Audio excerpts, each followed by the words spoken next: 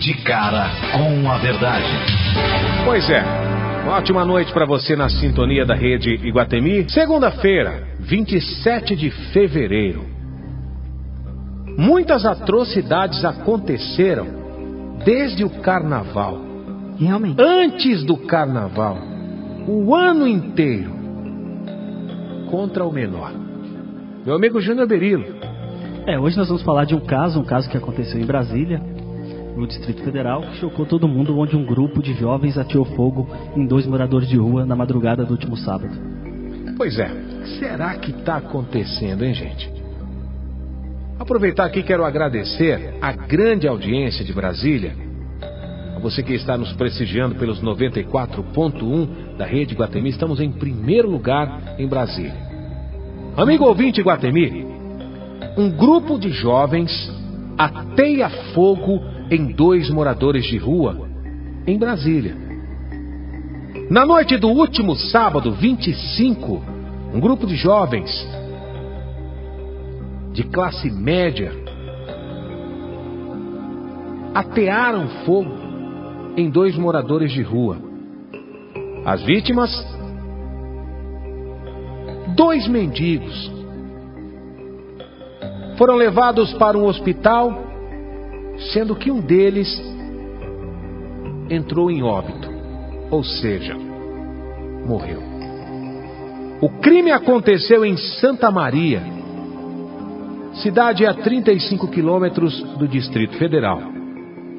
Esse crime bárbaro chocou a todos os moradores do Distrito Federal, a todos os moradores do Brasil, porque testemunhas, Júnior Berilo, Elisângela Ribeiro, testemunhas disseram que os jovens incendiaram um sofá que estava perto dos moradores de rua e foram embora.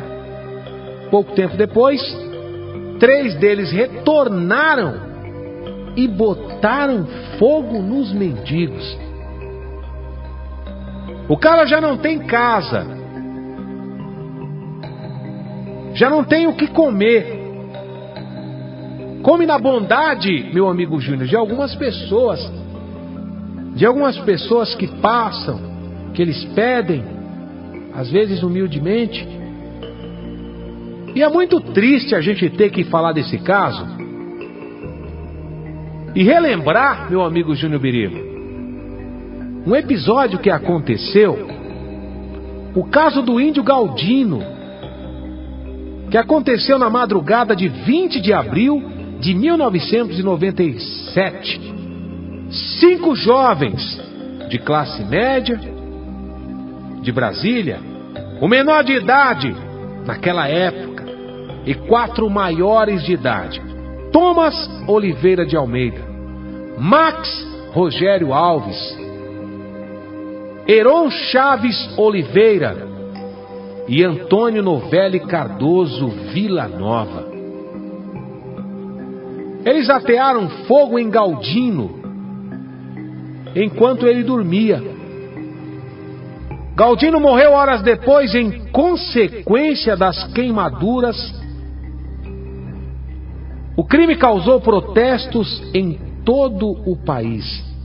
Vejam bem, amados ouvintes aqui da Iguatemi, o índio Galdino, como era conhecido, ele estava em Brasília por ocasião das comemorações do Dia do Índio.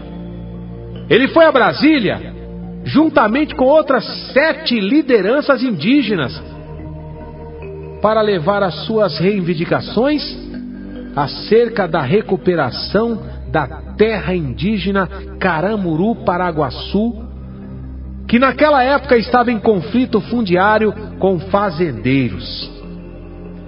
O índio participou de reuniões com o então presidente Fernando Henrique Cardoso e com outras autoridades, juntamente com representantes do movimento dos trabalhadores rurais sem terra. Como chegou tarde das reuniões, não pôde entrar na pensão onde estava hospedado naquela época, e resolveu, como um índio, como uma pessoa que é acostumada a dormir na relva, na selva. Ele procurou um abrigo. Cidade de Pedra, Júnior Berilo. Ele resolveu deitar e descansar em um determinado ponto de ônibus, na quadra 703 Sul. E veja você, Galdino, nesse caso, os criminosos foram julgados no ano de 2001. A defesa alegou que os vagabundos delinquentes tinham o objetivo de dar um susto em Galdino e fazer uma brincadeira. Brincadeira esta, Berilo, idiota, chucra, podre e nojenta, para que o índio se levantasse e corresse atrás deles. Alegaram ainda a defesa que chegaram a jogar fora na grama parte do álcool adquirido num posto de gasolina, por não ser necessária toda a quantidade comprada para dar aí esses determinados sustos. Tem mais, ouvinte Iguatemi.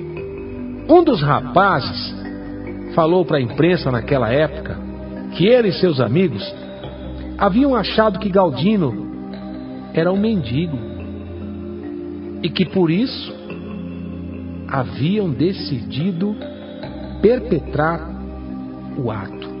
Os 4 acusados maiores de idade, eles foram condenados a 14 anos de prisão por homicídio qualificado. Já saíram da cadeia faz tempo, já que o Brasil, a lei é uma furada. Estão aí no leito da sua família. O menor, Júnior Berilo, ficou um determinado tempo, né? Apreendido, que não pode falar preso nem detido, né? Apreendido por naquela época ser menor de idade. De menor. Ele é de menor ou menor para ser acusado de crime, para não ter culpa no cartório, para chegar na autoridade policial e falar assim: você não pode fazer nada comigo, eu sou menor. Você não pode, desencosta. Não é assim que funciona, Berilo? É assim mesmo, mas o que choca nesses casos é que o Galdino foi em 97, quer dizer, já passou muitos anos se passaram, e agora, de repente, em 2012, um novo caso em Brasília novamente. Novamente. Estão banalizando o crime, então virou moda isso. Agora, por que isso acontece? Meu amigo Júnior Berilo, o que é que está acontecendo? O que é que está acontecendo na cabeça desses jovens? A violência é gratuita, né? Quer dizer, ficou normal isso, estão normalizando isso. Parece que não tem lei. Por conta das leis que não são cumpridas, eles acham que são dono do mundo e pode fazer. E o pior é que não é qualquer um, é pessoas instruídas, pessoas estudadas da classe média. Maldade, não, né? É pura maldade, pura. Onde fazem está o amor, pelo gosto. gente? Cadê o amor no coração dessas crianças, né? Não, o outro alegou que jogou o álcool naquela época no Galdino, eu lembro. Porque queria dar um susto. Ele queria dar um susto, porque mas pensava que o Galdino não era índio, sim um morador de rua. Independente do que ele for, ele é um ser humano. Ele podia ser qualquer coisa, ele era um ser humano. Nem um animal, nada você tem que fazer isso. Gente. Ele era um ser humano. Agora há pouco aqui, ó, na região da Avenida Paulista, você lembra, Júnior, esse crime de intolerância que aconteceu com alguns skinheads que esfaquearam um morador de rua e quase o matavam? É muita violência. É muita violência, gratuita. Não tem motivação. Não tem motivação, não tem pra que fazer isso. Eu fiz uma comparação semana passada, meu caro amigo Júnior, naquele caso daquele cara da escola de samba lá, que rasgou as notas. Já está solto, mas o crime dele seria inafiançável. Sim. Mesmo assim, você vê como é uma zona. Ele foi solto, já está na casa dele, já está zoando com a imprensa, já está fazendo tudo. E o caso de uma pessoa que mata no trânsito, que é solto na mesma hora. Não dá para entender. São seres humanos, todo mundo é humano. Quer dizer, a individualidade, isso está virando moda agora. E não é só aqui no Brasil, né? Isso é no mundo todo. Que coisa, né? Que loucura, que loucura. É, que pra loucura. mim é pura maldade. Que loucura. Não tem outra explicação. Não tem Maldade, outra explicação. Essas coisas de que é brincadeira, isso não cola. esse tipo de brincadeira não E o dá menor? certo. E o menor? O que é que pode acontecer com o menor, hein? Eu vou falar nesse momento aqui com meu companheiro, Dr. Márcio Silva. Ele é conselheiro tutelar de Osasco, Grande São Paulo. Tá de parabéns pelo trabalho que vem realizando na cidade de Osasco e toda a região oeste de São Paulo. Márcio, boa noite. Boa noite a você, meu amigo André Alves, a Elisângela Ribeiro e a todos os ouvintes da Iguatemi AM 1330. Satisfação em falar com vocês, viu? Satisfação toda nossa. O nosso jornalista Júnior Berilo também está aqui nesse momento, meu amigo Márcio. Um abraço para você, Júnior. Obrigado pela participação aí. E obrigado aí pra gente abrir esse espaço pra gente estar falando um pouquinho sobre o nosso trabalho aqui em Osasco. Ô Márcio, por que você acha que isso acontece, esses crimes que se repetem? Quer dizer, não foi a primeira vez, aconteceu em 97 e aconteceu agora no último sábado. Você acha que a falta de impunidade, é a falta de leis, do cumprimento das leis? Uma parte sim, né? Nesse caso, recentemente, são 2 adolescentes, são jovens, são suspeitas de jovens adolescentes que cometeram essa barbárie nesse caso agora, recentemente. A gente tem que lembrar que no caso, eu vou falar no caso do adolescente como conselheiro tutelar. Certo. Eu, enquanto experiente, como um profissional capacitado para falar, eu vejo que os pais têm errado na educação dos seus filhos. Não são todos, é óbvio, mas eu acho que tem havido aí uma permissividade. Tudo pode, não se tem um controle, uma educação, não se tem um controle, igual agora há pouco eu estava ouvindo a moça falar sobre a internet, né? Ela estava pensando em comprar um computador para a filha, mas não queria porque a filha podia utilizar aquele veículo que é importante, muito importante, instrumento, né? Para fazer outras coisas. Aonde está o problema? Não está no computador, está na menina. Está na educação dela saber educar a filha e mostrar para a filha o que pode e o que não pode fazer, quais são os riscos, o que tem na internet, o que tem de bom, pesquisa, trabalho, mas o que tem de ruim também, pornografia, pedofilia e aí por diante. Então eu vejo que nesses casos, quando a gente atende casos de violação de direito e ato infracional, como um desse que pode acontecer aqui em Osasco ou qualquer lugar desse país, a gente vai fazer uma análise e a gente percebe, geralmente esses adolescentes, não são todos, óbvio, certo, mas ou não tem pai, o pai está preso ou morreu, ou não tem mãe, a mãe abandonou, ou mora na rua, ou mora com o tio, ou mora com a tia, ou mora com a avó não tem condições de dar uma educação, um cuidado maior para aquela criança, e aí ela acaba não tendo noção do que é o que ela pode fazer e o que ela não pode. E é claro que a gente tem que deixar bem claro, criança e adolescente, ela é resguardada pelo Estatuto da Criança e Adolescente, lei federal, mas ela também tem direitos, mas ela também tem deveres. Certo. E nesse caso, se foi adolescente que cometer essa barbárie, com certeza é ato infracional e eles deverão ser punidos através de um juiz da vara da infância aí da região, que com certeza irá analisar o caso, porque o conselheiro não tem essa função de julgar, e irá analisar o caso e tomar as medidas providências. Agora, meu amigo Márcio Silva, nesse caso, no caso desses 2 bandidos mirins aí, no caso dessas 2 crianças, desses 2 jovens, eu não sei nem o que falar dessas figuras, que na verdade é criança, mas é vagabundo, no meu ponto de vista é um bandido. Eu acho que não tem conselho tutelar, me desculpe você, faz o seu trabalho maravilhosamente. Agora, um adolescente desse, Márcio Silva, no seu ponto de vista, como conselheiro tutelar, agora tira um pouquinho do conselho tutelar que está aí no seu ofício, na sua profissão, e fala aí como um pai de família, fala como um trabalhador. Você acha que uma figura dessa daí, fazendo o que ele está fazendo, com essa libertinagem que está acontecendo com os nossos jovens, com essa liberdade, por exemplo, aqui na região da Paulista, se a gente descer agora no elevador da rádio e bater aqui na cara do metrô, a gente vai encontrar menores de 14, de 15, 16 anos, todos fumando, todos bebendo, todos consumindo drogas a céu aberto, né? É prostituição infantil, muitas coisas a mais. Agora, nesse caso, Márcio, nesses dois rapazes aí, como ser humano, você acha que tem cura, um tipo de uma pessoa com esse caleto aí de fazer isso com um ser humano? Eu acho que tem sim. Tem? Eu vou falar não só como conselheiro, mas como pai de família que sou. Mas eu acho que se a gente, foi aquilo que eu te falei, quando a gente analisa, a gente vai ver que para eles estar cometendo esse absurdo, eles estão aprendendo em algum lugar. Certo. Eles estão tendo exemplo em algum lugar. Então a gente precisa ir lá em cima e ver da onde que eles estão tirando isso. Qual educação que eles estão tendo, qual base, qual ensinamento que esses adolescentes estão tendo para tomar uma atitude como essa. O que vai acontecer? Quando eles chegarem lá com o juiz, com certeza o juiz vai saber julgar e vai colocar na Fundação Casa, que é o caso aqui de São Paulo, vai fazer uma medida de liberdade assistida, que é o LA, prestação de serviço à comunidade. Então, o que eu falaria nesse caso? Você me disse agora, aí na Paulista, os jovens, 14 anos aí. De quem será que é a culpa? A lei diz que até os 18 anos, os pais são responsáveis.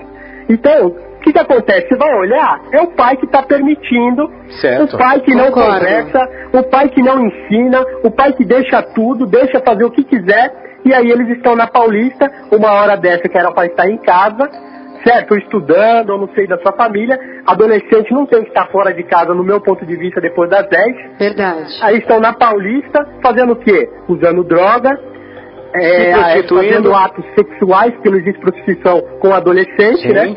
Prostituição é só com adultos, mas você vê, por que estão fazendo isso? Será que não tem ninguém para olhar por essas crianças? Tem, é o pai responsável. Quem é o pai? A mãe, o tio, quem são os responsáveis? Então quando você vai analisar, aí é que dá a violação de direito. Não é eles que estão na rua fumando droga, fazendo atos ilícitos, praticando atos infracionais. Quando você vai ver, é o pai e a mãe que permite tudo, deixa tudo, não tem controle sobre o filho, tudo pode, entendeu? E aí que está o problema. Exatamente o que eu digo aqui todas as noites. Você entendeu? Entendi, claro. Doutor Márcio, você não acha que, por conta disso, que nem o senhor falou mesmo agora, acabou de dizer, que os pais, até os 18 anos, as crianças são responsáveis, tem um responsável. O senhor não acha que se houvesse uma lei, se é que existe, não sei, que punisse os pais mesmo, olha, não pode deixar seu filho com 14, 15 anos na rua, o que ele está fazendo? Você acha que isso não resolveria, não ajudaria um pouco? Mas pune, o Estatuto da Criança e Adolescente pune o pai responsável, assim como pune o adolescente em ato infracional, como esses que de Brasília, se for comprovado que foram adolescentes, serão punidos. O pai também é responsável, assim como o Estado também. O Estado, por violar o direito também. A lei também pode responsabilizar o pai também. Pune em que sentido? Ele é preso, ele paga alguma multa? Como que é feito isso? Então, nesse caso, quem determina é o juiz. Então o juiz vai determinar, tem pai perdendo guarda de filho. Tem pai que chega no conselho tutelar desesperado porque o juiz determinou a perda da guarda dele, que é o pátrio poder. Entendi. O pai não tem mais poder sobre o filho. E o filho é abrigado, vai para uma instituição, vai a poder do Estado, o Estado que vai cuidar dessa criança ou desse adolescente. Por quê? Porque o pai se mostrou incapaz. Não é capaz de cuidar do seu próprio filho. E aí o pai chega lá chorando, né? Porque o juiz determinou que ele vai ficar sem o filho será abrigado. É lógico que nesses casos há aí todo um trabalho de convívio, o pai vai visitar, para que essa criança e esse adolescente possa voltar ao convívio da sua família. Mas esse é um caso bem típico de um pai que possa ser punido por conta de deixar tudo. Eu posso deixar, meu filho pode fazer tudo, ele pode usar droga, ele pode sair e voltar a hora que ele quer, tá tudo bem, e o pai pode ser realmente punido por conta dessa negligência contra o seu filho. Sabe o que é legal a gente frisar? Talvez os ouvintes não saibam, mas muitos defendem a redução da maioridade penal. Só que se a gente for colocar quantos adolescentes têm cometido atrocidades nesse país, é 0,1% de todos os adolescentes.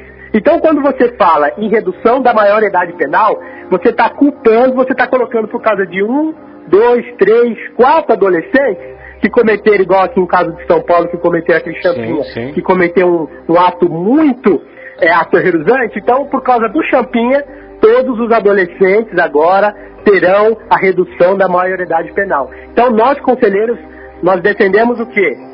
Tem que permanecer, nós somos contra a redução. Por quê? Porque o número diz é 0,1% dos jovens que se mete com atos infracionais desse porte, que é atos infracionais gravíssimos.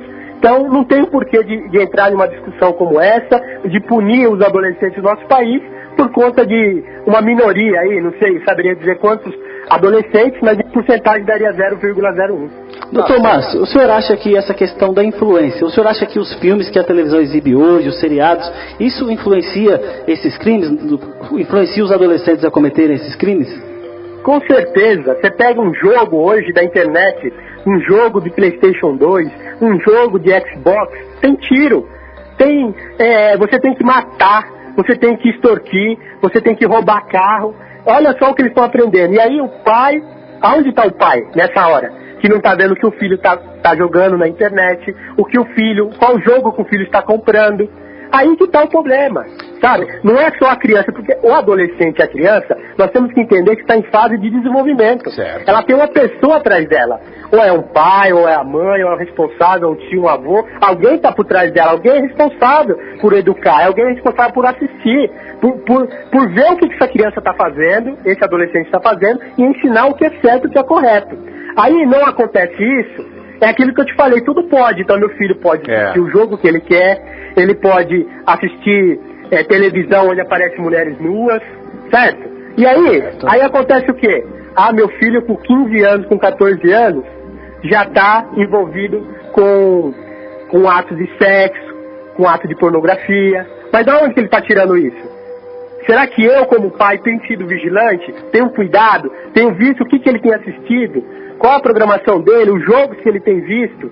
Sabe? É aquele negócio, tudo pode. Meu filho, ele pode fazer o que ele quiser. Não é assim. O pai tem que ter controle sobre o filho. Tem que saber educar, tem que mostrar o que é certo e o que é errado. E tem que mostrar, olha, se você cometer um ato infracional, se você ficar um adolescente em conflito com a lei, você vai se responder por isso. Teu pai responde também, porque eu sou teu pai e teu responsável, mas você também vai pagar pelos teus atos. Você é passivo de direitos, você tem direitos, inúmeros direitos, mas você também tem deveres, você precisa cumprir. Então eu vejo que falta aí realmente estrutura familiar para educar os nossos jovens e os nossos adolescentes nos dias de hoje, onde a internet está aí, onde a televisão está aí, e infelizmente a nossa programação, jogos para computador, infelizmente não ensinam nada para os nossos jovens. Pelo contrário, a tal da inversão de valores que está acontecendo hoje no nosso Brasil, Márcio, acontece o seguinte, do próprio pai, em determinados casos, sair e comprar um determinado jogo e jogar junto com o filho. Vamos brincar de matar a polícia. Vamos brincar. E não percebe o poder ofensivo. Vamos brincar de transar. Vamos brincar de fazer isso. Entendeu, Márcio? Então o que que acontece?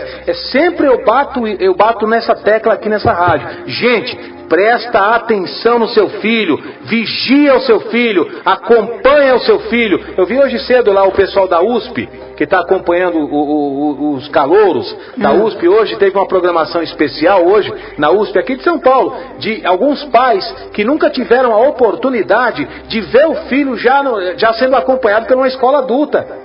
E o repórter perguntou e o pai falou, não, eu só acompanhei meu filho na escola até 14, 15 anos, depois eu deixei de mão. Quer dizer, você tem que acompanhar o seu filho independente da idade dele, se ele é menor, se ele é maior, se ele é adolescente, mas acompanhar, resguardar e lutar pelas coisas boas. Tem que sair de dentro da sua casa, porque hoje, Márcio, a escola não é sinônimo de educação, não. É diferente de antigamente, que os pais confiavam na escola de uma maneira coerente. Hoje, se o pai confia na escola, o filho faz o inverso. Desconfia, bate na professora, agride a professora, agride a diretora. Chegaram até a acontecer, meu amigo Márcio, você que me desculpe, mas chegaram a acontecer aí de jovens espancar a professora na própria sala de aula. Então assim, tem tudo isso que você falou, concordo plenamente, mas vai muito também do jovem, que o pai fala, o pai dá conselhos que eu conheço. Mas acontece, André, que eu até entendo o que o Dr. Márcio fala, claro que a gente concorda com o que ele está falando, ele está nos ouvindo. Eu acho o seguinte, é um trabalho que você tem que fazer desde pequenininho. Dentro da sua casa. Desde pequenininho mesmo, não importa. Depois que já cresceu, já formou. Eu acho que quando você tem uma criança de 4 ou 5 anos, eu vejo muito isso. Às vezes você é muito dura com criança, não pode ser. dizer. O não também é uma forma de amar. Porque quando você diz não na sua casa, é muito melhor você dizer um não do que a vida. E a vida vai te dizer inúmeros nãos por aí. Exatamente. Então, eu concordo com o Dr. Márcio, que eu acho o seguinte, está faltando a presença do pai e da mãe. Não é aquela coisa de repreender, você não vai fazer. Não, você tem que explicar, você tem que conversar. O porquê de não fazer? A partir do momento que você dá uma orientação para ele, olha, que nem você fala para o seu filho, você não vai pegar vai chegar perto do fogão. Por quê, mamãe? Porque o fogão queima, porque o fogão... Você tem que explicar para a criança. A criança hoje em dia não é mais a criança daquela nossa época de idade. Não é. Hoje elas querem informação, elas têm sede de informação. Então, se chegar a dizer não por não vai resolver. Tem que não e por que E por que o não? Eu acho que a maioria... Né? Não, e por que o não? Então, mas... Vocês sabem que, por exemplo, a gente lá do conselho sempre orienta o pai e a mãe a não bater. Aí fala, não, mas a lei da palmada. A lei da palmada, ela foi criada para os abusos. Para o pai que não sabe o que é uma palmada, e aí ele espanca o filho. Então, a lei da palmada é a lei da palmada, mas por abuso. Agora, por que não pode bater? Aí fala, mas você é conselheiro, você fica ensinando errado, aconselhando errado. Por que não pode bater? A criança que apanha, geralmente, o que ela vai desenvolver? Sentimento de revolta, de dor e de vingança. Certo. E o principal, quando ela cresce, ela acha que ela pode resolver tudo na porrada. Então, quando você vê um menino, um adolescente, já chegando na fase adulta, de jovem para adulto, que é aquele cara agressivo, você vai fazer um acompanhamento, você vai ver, o pai batia e a mãe batia. Por quê? Porque não tinha outra forma de educação, não sabia conversar, e desde pequeno, porque depois de grande também não adianta querer conversar, porque aí desde pequeno não conseguiu educar. Então aí de última hora ali, faltando 1 mês, 2 meses para o menino ficar 18 anos, querer ensinar. Então aí o que o pai faz? Ele bate desde pequeno. Quando a criança começa a crescer, começa a desenvolver sentimento de revolta, de dor, de vingança. Porque quem é que gosta de apanhar? Ninguém gosta de apanhar. Se bater e resolvesse, nós não tinha bandido. Levava pra cadeia, dava um couro nos caras, liderava os caras e falava, agora você está livre. Entendeu? Então bater não resolve. Agressão nem física, nem emocional, nem psicológica, nenhuma é boa. Mas por que a gente orienta? Não pode bater. Conversa com teu filho, põe de castigo no momento pequeno, explica por que ele está de castigo, porque amanhã ou depois ele vai crescer, ele vai achar que ele vai resolver tudo uma porrada. E não vai resolver, né? Tá certo, então. Márcio, eu já quero agradecer a sua participação e contar com você novamente aqui para bater um papo com a nossa equipe, tá certo?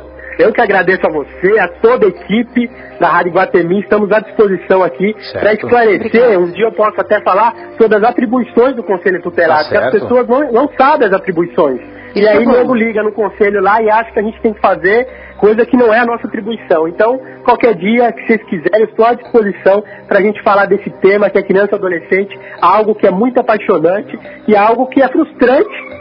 Nós aqui do Conselho, porque quando a gente não consegue e depara com situações igual essa, de adolescentes matando jovens, matando pessoas queimadas, é frustrante pra gente. Mas é apaixonante quando a gente consegue resolver uma violação de direito e devolver aquele direito que foi violado àquela criança e àquele adolescente. Obrigado por todos vocês. Obrigada, aí, estamos à disposição, viu? Uma boa noite. Márcio. Boa noite pra você, obrigado mais uma vez. Né? Considerações finais aí também do nosso amigo Júnior Berilo. Bom, quero deixar minha mensagem aqui para os papais, para a mamãe. No próximo domingo, pega seu filho de manhã, leva ele na missa, leva ele no culto, começa a falar de amor com seu filho, coloca amor no coração do seu filho. Vamos evitar aí que coisas desse tipo se repitam no nosso país. Ele falou tudo, Berilo. Amor. Falta amor de Deus, amor ao próximo, amor às pessoas que estão na sua casa, amor e respeito, que são duas coisas que têm que andar unidas e juntas, para que a gente veja se a gente consegue mudar um pouco mais o futuro dessas crianças aí, porque tá triste de ver isso, né? Triste, hein? São 10h32. Rádio